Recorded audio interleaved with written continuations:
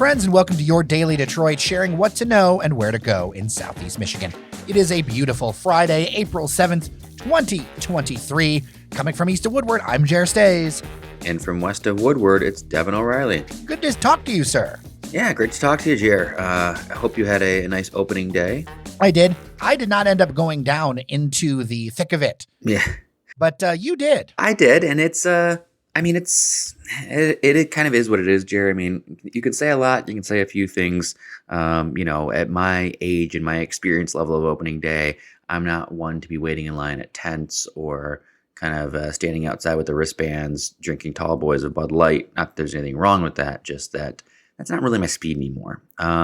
So we stayed out of the kind of the center of gravity, as it were, in Grand Circus Park there, where there's this giant outdoor party and, all the revelers from Comerica beforehand. And I worked in the morning, and you could see like a little bit of stragglers, maybe some lost tourists in Tiger's gear kind of wandering around. And as you got closer down Woodward, you could start to see the mass of people, and you could hear the noises, and people were just basically open drinking, which, kind of reminds me that opening day, I like to call it a Detroit holiday, but it's really a Metro Detroit holiday more than anything, because, I feel like it's suburban Detroit that's really coming down to go hard and celebrate more than necessarily the people who live here.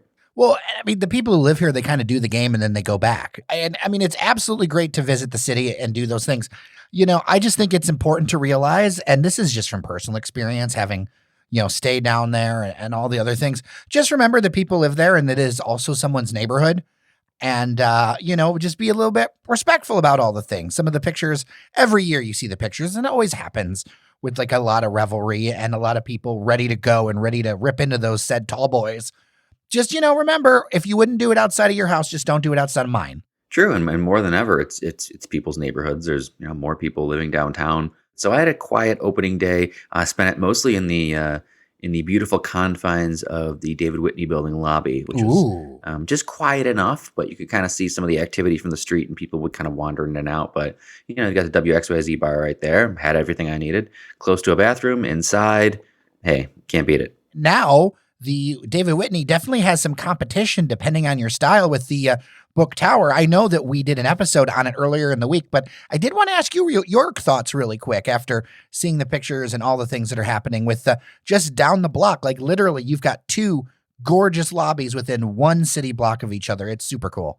It's pretty incredible. I mean, they did a fantastic job restoring it. Like you kind of alluded to, David Whitney building, I think that goes back to like 14, 15 that they ended up renovating that or kind of completing it. I want to say 15, but they did such a good job on that. You can tell just looking at the book tower that there was a lot of inspiration there, and that was really, David Whitney building was kind of like a best in class for a long time, and the book definitely has some of those elements already, and they were able to kind of bring those historic elements out. So really, really cool. I can't wait. I don't think, unfortunately, Jared, I don't think I'm going to be living there, but I can't wait to get into some of the food and beverage concepts that we'll be going in. Well, I said if somebody wants to have a sacrifice and put together, I'll be able to shove a studio in there somewhere. Like it may be a small apartment, it may be whatever, less than I'll figure it out if somebody wants to provide that for us. But yeah, on a podcaster salary, there's no way. and dad of a baby's lifestyle, there's probably not anyway either. Although people do it, so I don't know. People do it. Maybe I could, Jared, but I just You've got feel a like small dog. She doesn't need much room. That's true. I just feel like I'm in a different phase of my life. Downtown apartments, maybe I'll come back to them one day, but no, I think I'm enjoying things the way they are now. Well, speaking of things downtown, I understand you saw kind of an old favorite for some folks, but they've got kind of a new twist. I still haven't really gauged what people think of the new townhouse. It had been pretty popular for a long time, and I thought it was pretty kind of high end, but it was still casual. It had TVs at the bar and a little bit of a more casual feel. They kind of took it up a notch. I want to say a year and a half ago, and kind of took it to almost like a Miami, LA, like coastal vibe. Got really kind of like leaned into like the pinks and pastel greens and bright colors and whites. So it kind of got like, I don't know, Jerry, I don't know if people kind of get this, but it actually became like more expensive and more high end than Townhouse already was. And I think that maybe hurt the approachability of it. So I was very happy to see when I stopped in the other day that they have a new social hour that they run weekdays from 3 to 6, which I love. Love a social hour. It starts at 3. I think a lot of people know the happy hour as a 5 o'clock thing or a 4 o'clock thing. But for some listeners who may not have dealt with some of this stuff yet, a 3 o'clock after work drink is a real thing. It could be an after work drink as people are kind of, heading out early if they have commutes or getting finished with meetings a little early, or it could be part of work. It could be the end of the work day. I always kind of like to joke, am I at work? If there's going to be a meeting 3 o'clock or later, it better, be at a bar and involve a cocktail. That's just just the way it goes. So it could be still part of work. You have the end of day conversations. I've had kind of meetups with some people at the office and say, all right, let's keep the conversation going. We got to talk more about this, but let's go grab a drink somewhere and talk more. So I don't want to poo-poo the importance of having a place you can go between 3 and 5 and still be able to hang out, grab a drink. They've got $10 cocktails, which again, it's kind of crazy. $10 is actually a good deal for downtown drinks. Let me tell you, these are normally like $17, but they've got their gin and juices, their draft espresso martinis, old fashions. So some standbys, some new stuff. They've got $8 wine by the glasses and $4 draft beers, which is a great deal again for downtown. And then they've got like some different bites, pretzels, chips, wontons, sliders, that sort of thing. I went a little different. I'm going to mention a couple of old favorites really quick. One I haven't been to, but I really mean to go because I got a bunch of friends telling me I need to stop in. That is that the Baker Streetcar Bar has been kind of reopened in downtown Hamtramck. Okay. And I understand they've got food and sandwiches and all that kind of stuff. And, I love the resuscitation of the dive bar, maybe kick it a notch or whatever. So I want to go in and check that out. I haven't yet, but I did go to a Hamtramck favorite after the last Detroit City FC game. And listen, if you want anything after a game, post-game galaba is the way to go at the Yemen Cafe. Because, man, the food is so good. What type of galaba did you get, Jer? I tend to do the mixed. I either do chicken or mixed. Interesting. Okay. Yeah. And it comes with the big bread that you go in there and you just grab it up. It is so good. You can do the rice style or the hummus, but it's right outside of Keyworth. You can just go straight there, zip in. What I do is I place my order at the game when the game ends for carryout. And then I just go and yes, I am that guy sitting in the car eating galaba on my steering wheel. That's a nice decor for your car. There is galaba juice, but hey, it could be worse, Jared. That's a fine. I mean, yeah, I enjoy galaba from various places. I have not had it at the Yemen Cafe, but sounds like a great post game spot. Well, when we finally get you to a Detroit City game, bring the family out. Yes. When it gets a little bit warmer, we'll do it. We will grab a galaba. Now, I understand that you are mourning a loss in your neighborhood over in West Dearborn. Yeah, we actually, we got a listener Nate kind of helped me out with this one. Because I didn't even realize it. I went to Jolly Pumpkin, last weekend on Sunday, and it looked like things were going fine. I had some drinks there. We had some snacks, brought the baby, all that was great. And, someone mentioned the next day on Monday, oh, I heard Jolly Pumpkin closed. And I was like, what? No, clearly your information isn't correct. And long story short, they were not incorrect, and Jolly Pumpkin did indeed close as of last Sunday. It was their last day, and they pretty abruptly closed up shop in Dearborn. And as you know, if listeners of the show know, I love going to that place. It's got a lot of space, a lot of things that are conducive for taking a baby places, good beers. I feel like it's a you heard it here first because I haven't seen it anywhere in any other spots.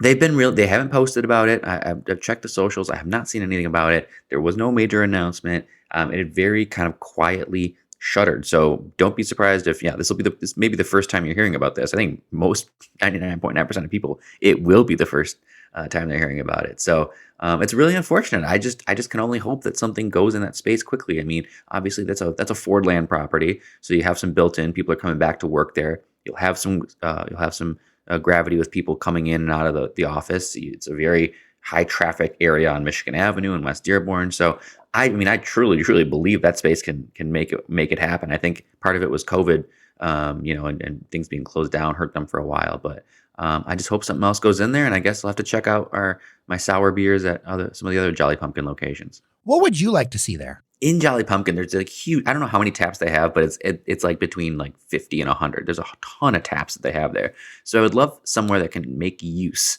of all of those taps still. So I'm thinking something like, have you ever been to a yard house, Jer? I've seen like people post about it, but I have not. I know. I mean, of course, I'd love to go for something independent, small business. But I just have to say, I know maybe some people may consider this too corporate if they've been to yard houses, but hey, it's a Ford land building, so it is corporate.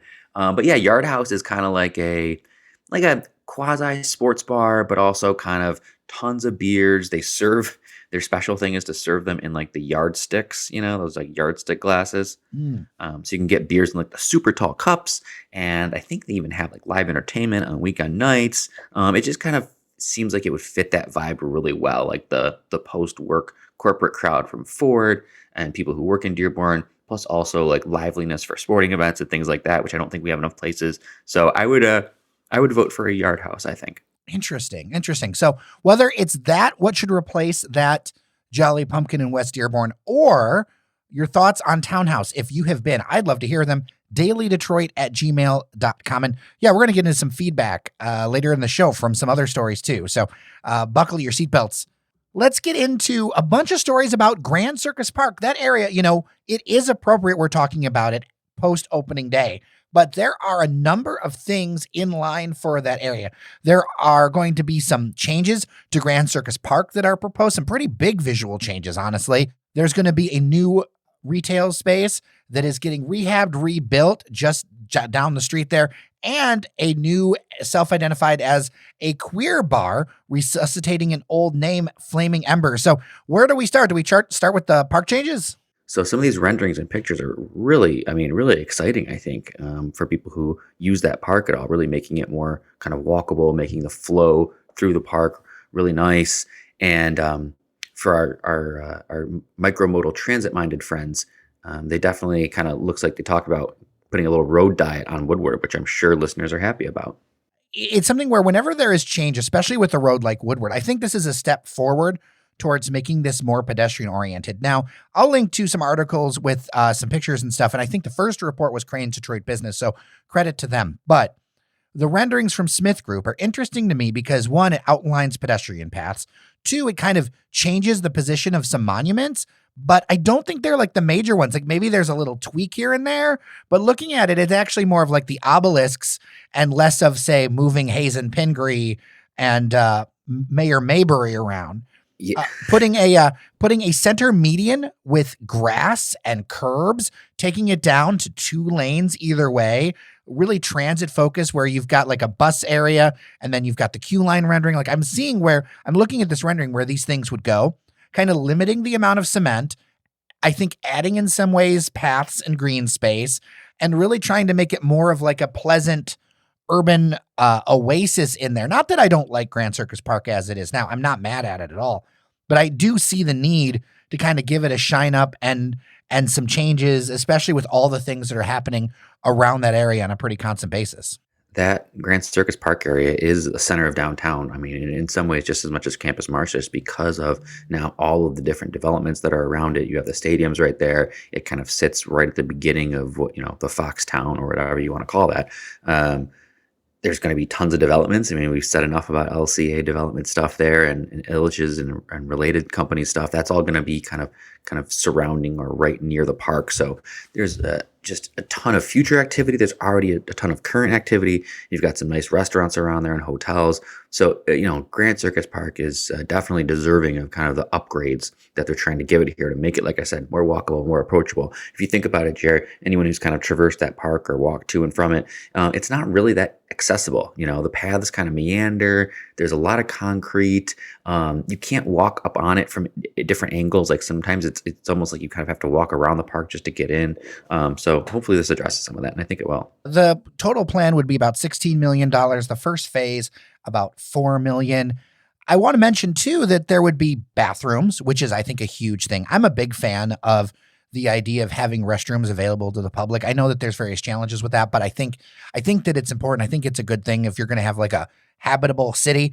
and a beverage and food space, which again, like Campus Martius, kind of brings things up a little bit. And I think it would be amazing if we can kind of have those two anchors of Campus Martius, or really even three: Hart Plaza, a redone Hart Plaza, which I think is going to be in the card soon, Campus Martius in the middle, and then Grand Circus Park up top.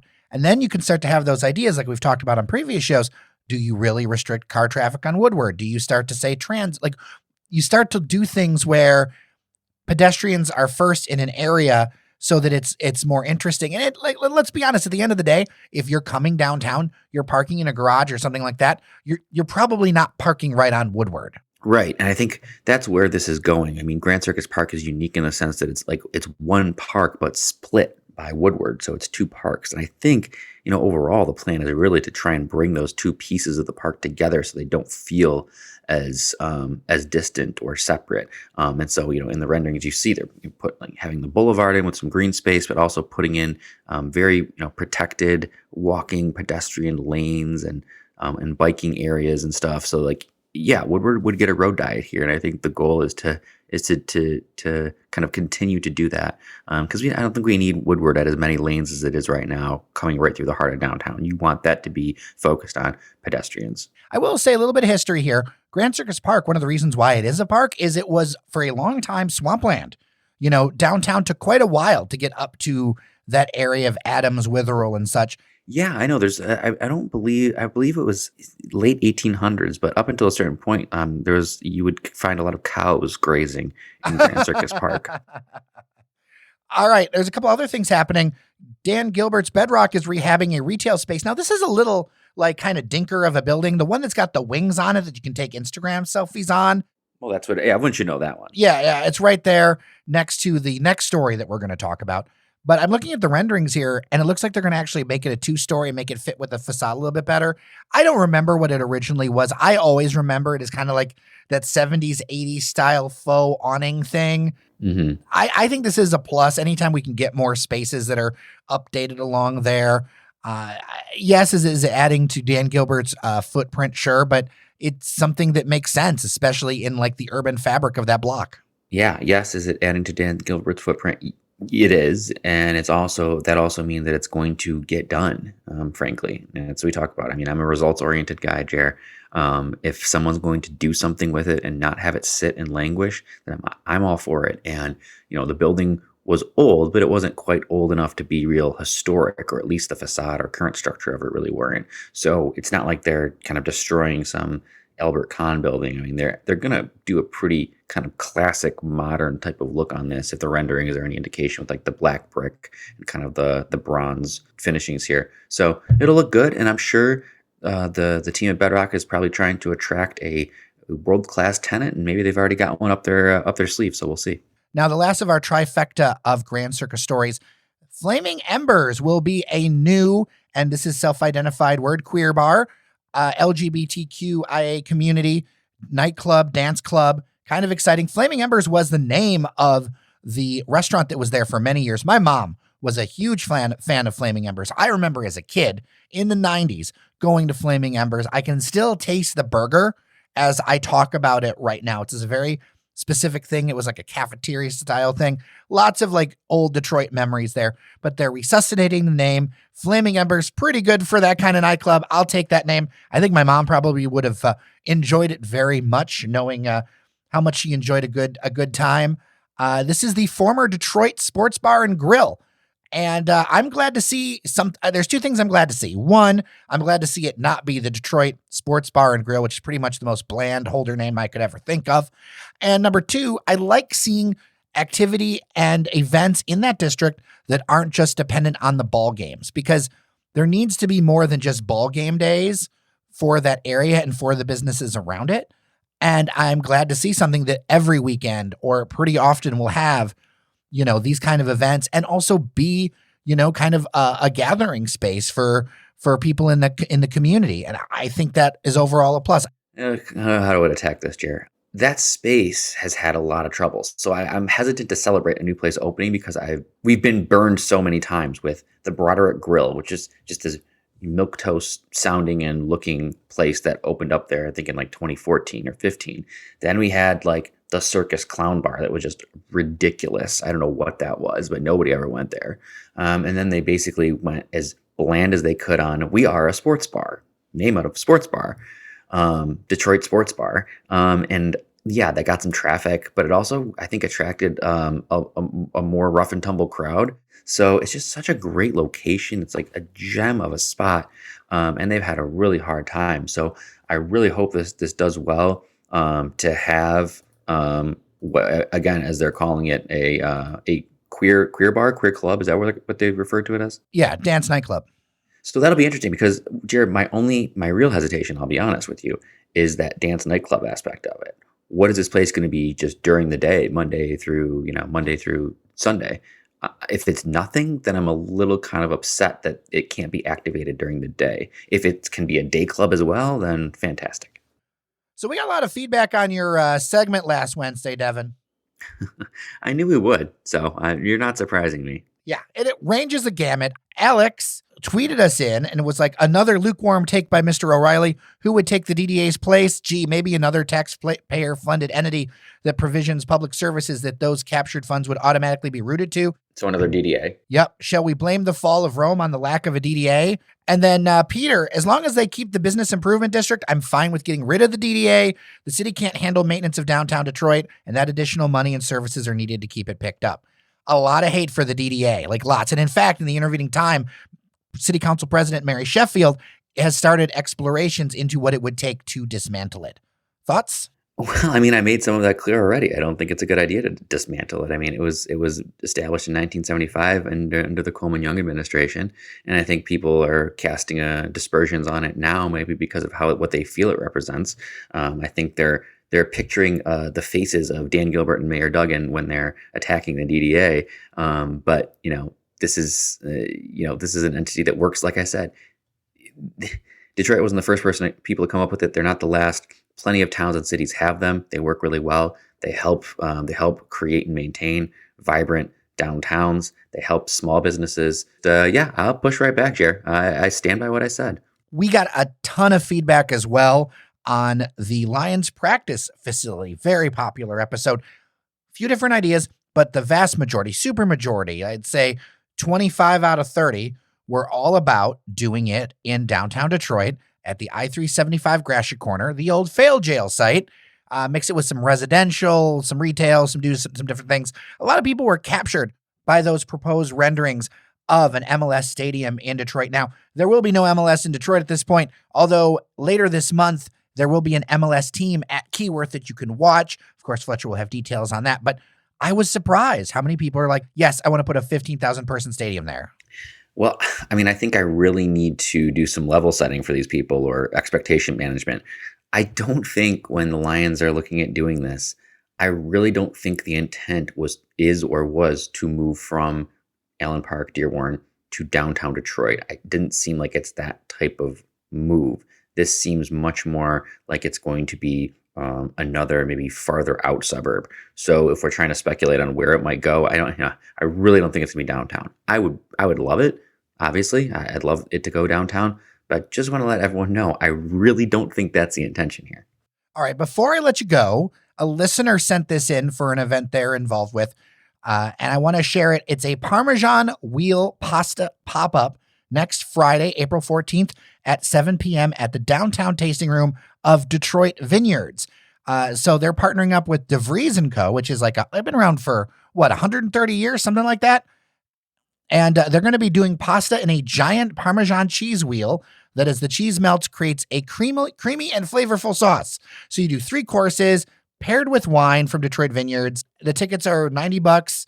DetroitVineyards.com/DV-events. I'll put a link in the show notes. I normally wouldn't share this without being an ad, but it's from a listener and member of the show. So I want to make sure to support our own here. So check that out next Friday. Something cool to do. And Detroit Vineyards, we've had them actually in the studio to do an episode. Yes, fantastic. I will still remember their Beaujolais. I really enjoyed. They've got some great wine. So, I mean, wine, pasta, cheese, this all sounds fantastic, Jay.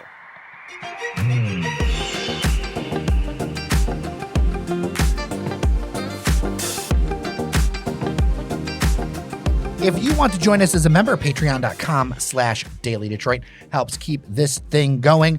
We do have an email newsletter that we're rolling out as we can here. That's over at dailydetroit.substack.com. I can't share links to that on Twitter right now because the gods over there won't let me do it. As a heads up to listeners here, if you do see us on Twitter, we are kind of winding that back a little bit and focusing more on the newsletter and some of the other social platforms. Speaking of platforms, you can listen to us on Apple Podcasts, Spotify, or wherever fine podcasts are found, including YouTube audiograms. Somehow people are listening to those, so that's great.